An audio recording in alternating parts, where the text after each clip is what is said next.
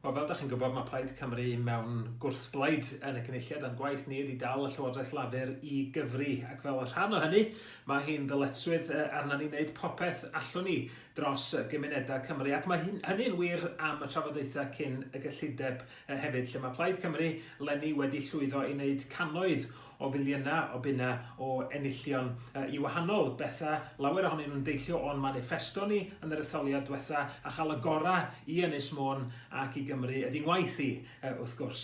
A dyna pam dwi'n falch yn bod ni wedi llwyddo i gynnal cyllid i gynlluniau cefnogi pobl, rhywbeth dwi'n teimlo'n gry iawn yn ei gylch, ac am bod llafur am dorri y gyllideb honno, a dyn ni'n Plaid Cymru wedi gallu atal hynny rhag digwydd, ac mi fydd yna nifer o gynlluniau yn Ynys Môn, yn cynnwys gynlluniau efo'r digartre yn elwa o hynny.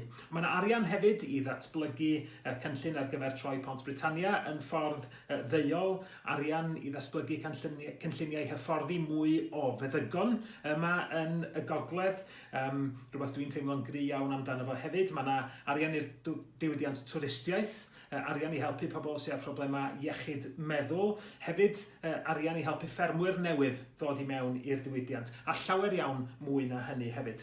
Di hyn ddim yn golygu byddwn ni yn cefnogi y gyllideb, fyddwn ni ddim. Cyllideb llafur fydd hon, ac mi fydd rhaid iddyn nhw amddiffyn i penderfyniadau nhw. Ond fel gwrthblaid, os da ni'n gallu gwneud enillion go iawn, yn hytrach na dim ond gweiddi o'r ymylon fel mae'r ceidwadwyr yn ei wneud, mi wnawn ni hynny. A mi fyddwn ni wedi dilifrio gwerth £1 biliwn o bunnau o addewidion manifesto ers yr etholiad y llynedd, a gwrthblaid effeithiol ydy hynny, dwi'n meddwl. Cysylltwch efo fi i rannu'ch barn am hyn neu unrhyw fater arall.